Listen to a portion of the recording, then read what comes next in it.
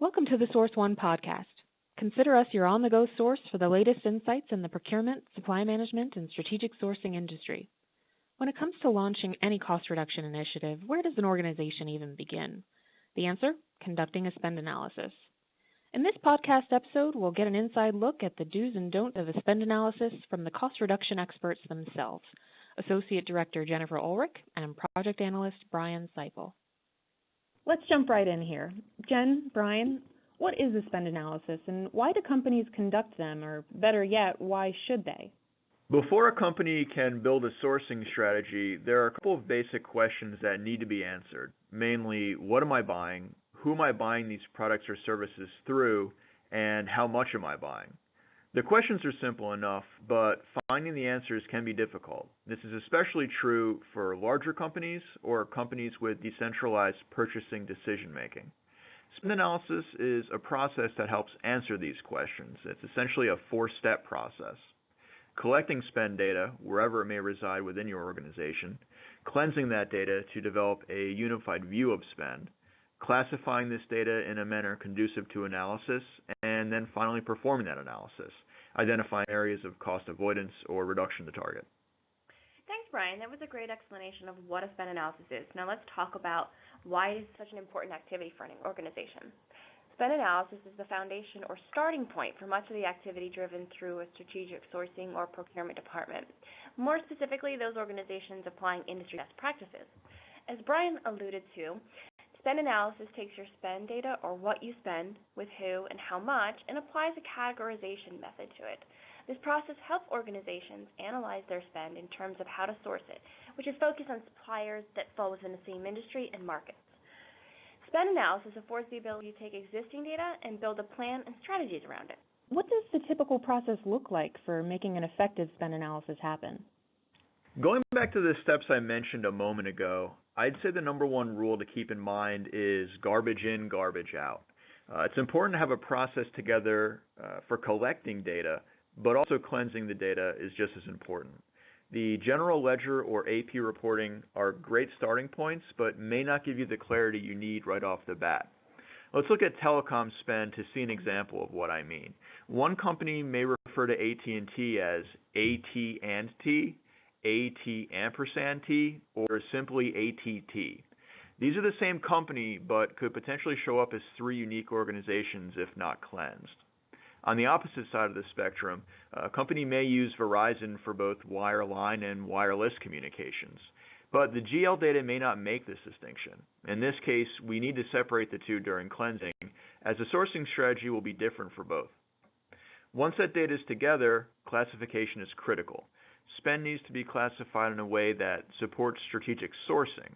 The easy route is to use terms and categories within the general ledger to do that job, but ideally, procurement should use a taxonomy tailored to their needs. I think that Brian makes some good points here about the taxonomy and the cleansing the information. And essentially what he's saying is that there's a lot more steps behind the spend analysis than you might see on the surface. And that's why it's so critical to bring in a resource that knows what they're doing in this space. It's not just taking a supplier name and assigning a sourcing category to it. It's really digging in on the data and making sure it's clean so that you can walk through the process efficiently. And what type of information should procurement professionals be looking at? At the very core, the information that should be reviewed includes the supplier names, once they're normalized anyway, to ensure that you're looking at the full spend profile within a particular supplier, the industry the organization belongs to, the type of business conducted, and how much spend is driven through that supplier. Obviously, the more data points available, the more robust and accurate the analysis will ultimately be. Additional data to consider might include stakeholder department, division, location, and any AP or other spend categorization that may have already been applied by the organization. An important note to go along with Jen's points is that of timing. In terms of collecting spend driven through suppliers, make sure the data you're collecting accurately represents annual spend. In some cases, monthly license costs for software, for example, a single invoice could be enough. For things like office supplies, where purchases vary in both quantity and product on a month-to-month basis, a longer time span is going to be needed. We typically suggest at least a year's worth of data or maybe more if you want to look to identify trends in spending. Are there ever any situations where the GL data can fail procurement when it comes to spend analysis? When we talk about classifying spend using a procurement-based taxonomy, we're talking about a system built specifically to support strategic sourcing. This means grouping spend in a way that we can start projecting savings targets and start thinking about the sourcing strategies and levers that we could apply. General ledger data isn't built for this purpose. It's built to describe spend to an accounting and finance team. Here's an example. It isn't uncommon to see IT spend lumped together in a general ledger. However, between hardware purchases, software licenses, maintenance agreements, or managed services, these sourcing strategies and projected savings targets will vary to a potentially large degree. GL data is too much of a broad stroke to describe this spend and too broad to help identify a path forward for procurement. I think that's important to note as well, that once you start digging in on the spend analysis process and you take a look at the type of data that you're getting out of your systems, you can actually determine how mature the systems you have are, because this might be a good way of telling you that you're just not getting the information you need from the systems you have, and may end up branching out to a broader initiative such as digging in on like an IT procurement transformation piece. Do you need better systems in place to tell you what you need to know from your spend? If you're not getting the level of information you need to do a spend analysis, that can be a problem. Okay, so after you've gone through these steps of collecting the data, what does the cleansing process look like? It really depends on the condition of the data received, sort of as Brian was mentioning. Here at Source One, we work with spend data in all formats. Sometimes the data comes in very clean, and other times we spend a great deal of time up front breaking down the data to put it in a manageable format. This might include standardizing the fields within the data. For example, date information may come in multiple formats within a single file. So in order to ensure we are assessing an annual data set, we need to be able to manipulate that date information. And again, always remember that spend data can come from a number of sources. Going back to the AT&T example, two departments could order from the same supplier and list them both under two names. Cleansing fixes this issue to create that one true, clear view of spend. The more diverse your data collection efforts are, and the more data sources you're pulling from, the more you're going to need to cleanse that data. You mentioned spend classification as the next step in the spend analysis process. Should all companies be taking the same approach? From a supplier classification standpoint, at the most basic level, the answer is yes, essentially. The categorization method should be uniform and will make sense this way, as the approach will drive how you enter the market for competition within a particular category. It is very similar to how you are spending with some minor tweaks. Brian, what do you think? The goal of a good classification taxonomy is to group suppliers in a way that is specific and as descriptive as possible. All companies are unique in terms of the business they conduct, but the sourcing strategies that they'll use to achieve savings in, say, telecom or marketing will be similar. Aside from the ones you've mentioned, are there any other pitfalls that organizations should be aware of when conducting a spend analysis internally? One key issue is lack of stakeholder or managerial buy-in. Some departments are historically wary of procurement's involvement in their spend. Marketing is a great example. Marketing teams often view procurement as just a bunch of bean counters who don't understand their category. Getting these teams involved in the process early will help allay these fears, lead to more accurate data collection, and ultimately be your best bet on moving ahead once the spend analysis is complete.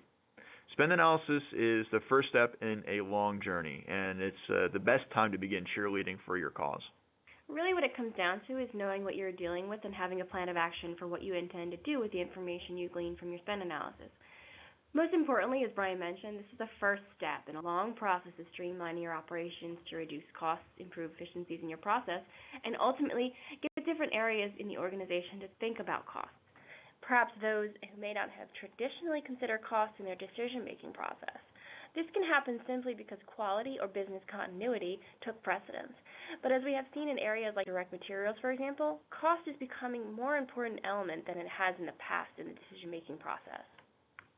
So now that a company has gone through the process of collecting, cleansing, and classifying spend data, how do they capitalize on this information once it's all been analyzed? At this point, we're talking about an opportunity assessment. Think of this overall process as drawing a map. The spend classification helps you draw the lay of the land, but you still need a line from point A to point B to get where you're going. Understanding where money flows within your organization alone isn't enough. We need to answer another set of questions. First, where are your quick wins? They may not be high ROI, but they require minimal resources and close pretty quickly. These help build buy-in among the top brass for more extensive projects later. Next, which opportunities may require significant heavy lifting but also offer the largest ROI? In terms of these projects, should you plan on going to market immediately, or would rationalization and right-sizing be more practical? Is your relationship with an incumbent strategically critical, or could alternate suppliers take their place at a more competitive price point? Opportunity assessment helps answer these questions. Spend classification is combined with category expertise to identify how easily or difficult any given category will be, the speed to savings a company can expect, and what kind of overall ROI they can expect. Right, Brian. And this assessment is what will start the conversations with management to begin garnering support for sourcing activities, allocating resources for them, and really putting some action behind the goals and objectives that have been laid out around cost reduction. The assessment will not only tell you what projects might be ripe for the picking, but also help you to establish a timeline. All of this is fueled by an accurate and robust spend analysis, a highly insightful tool in its own right. Sounds like it. Jen and Brian, thank you so much for your time today. Thank you, Joan. Great to be here. Thank you so much. For more information on Source One spend analysis services, visit www.spendconsultant.com. Thanks for tuning in to the Source One podcast. Remember to visit us online at www.sourceoneinc.com. For more insights from our strategic sourcing and procurement experts, check out our blog at www.strategicsorcerer.com. Want to provide us feedback? Have an idea for another podcast? Let us know by emailing us at prrequest@sourceoneinc.com. Thanks for listening.